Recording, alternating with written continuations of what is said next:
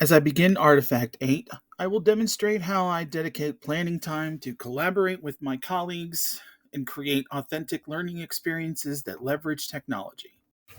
At Wedbridge Middle School, we are not your typical middle school model. We work together in PLCs, or as my principal likes to call us, collaborative teams. As collaborative teams, we have several requirements. We must create a balanced assessment plan for every unit and build in flex days using backward design. We are required to have common formative and summative assessments so that every student has the same opportunities to show mastery. Another major requirement of PLCs at WebBridge is that our grade books must be identical. That way, every assignment that goes in counts the same regardless of who a child's teacher is. So there was no way that I could create a plan for a major project without my PLC members' input. We built our BAP to include an introductory assignment that began on September 13th and took 3 days. We spent 2 to 3 days examining and discussing each supportive question in the project, and the independent work continued into October. The lesson itself was the idea of my colleague, Anusha Baram, who wanted our students to do a document based question, or DBQ. She provided the sources for the students to examine as they considered the question, what is the greatest cost of water? My coworker, Jen Foyle, created the supporting questions, and I developed the plans for the final product. It is important to note that we work together to make edits and create the assignments, instructions, and materials.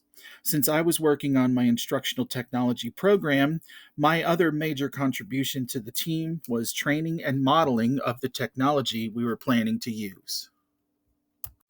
As Artifact 8 continues, I will demonstrate how I use collaborative tools to expand my students' authentic, real world learning experiences.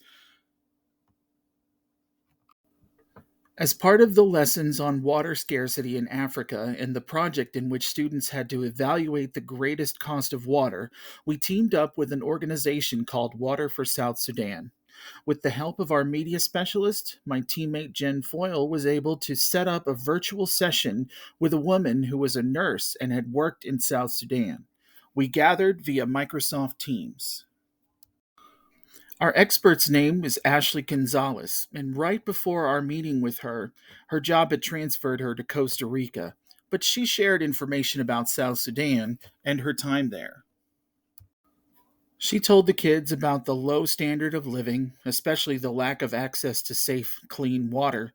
She showed them pictures of the types of dwellings that had no plumbing. She showed them beds made with scraps of metal for the frames and pieces of wood to hold up the mosquito net. She told the kids about how some people chose to forego the use of nets because they came with their own risks like fire and entanglement.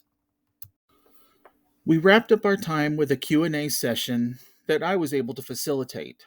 Students asked mostly about the treatments for waterborne illness and the culture. Many wanted to know why some of the people in the pictures could possibly be smiling.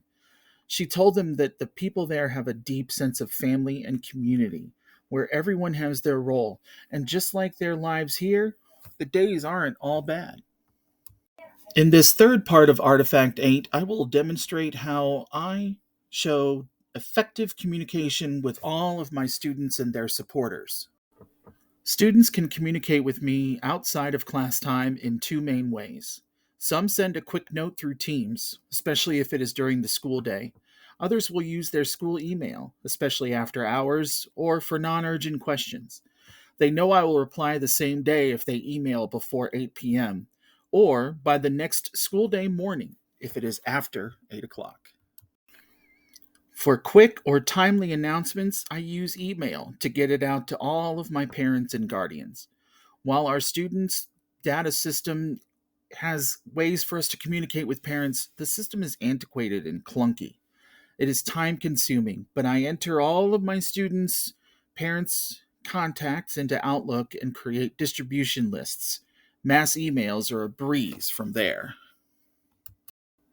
Our school has a system for parents to see their students' teachers' lesson plans for each week. From our school's website, they click on Staff Directory and Lesson Plans. find their students, teachers, and click on the appropriate link, and they will see lesson plans, in class work, teacher lessons, assessments, etc. The final way in which I provide regular communication is through a twice a month newsletter on SMORE. Information about the topics we are studying, links to documents and study materials, and announcements and reminders. One of the best features is that with one click, users can translate the content of my newsletter into one of more than 100 languages. In this last part of Artifact 8, I will show how I design authentic learning activities that align with my content area standards and use digital tools and resources to maximize active and deep learning. Students will create a video in which they share their thoughts in response to the question, "What is the greatest cost of water?" Students will access digital resources and use web based recording software like Flip or TikTok to synthesize information and think critically as they develop their response to the question.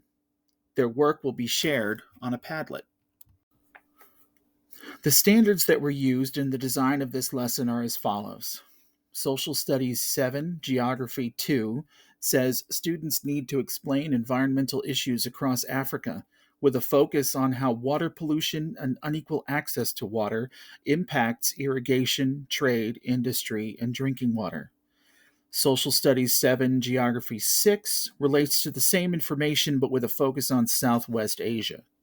They will demonstrate their ability to explain the impacts of pollution and unequal access in their video recordings. They also need to cite specific evidence to support their analysis of the sources and determine the meanings of vocabulary specific to social studies. This project is designed to support ISTE standards where the students will use technology to demonstrate their learning. They are building knowledge by actively exploring real world issues. They are creatively communicating by creating original works and collaborating globally by sharing their work outside of our classroom.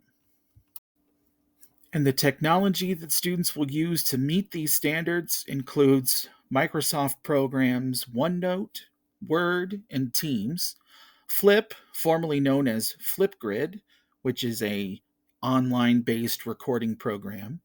They could also choose to use TikTok, which is easier to share, and Padlet, all of which are very reliable for educational use.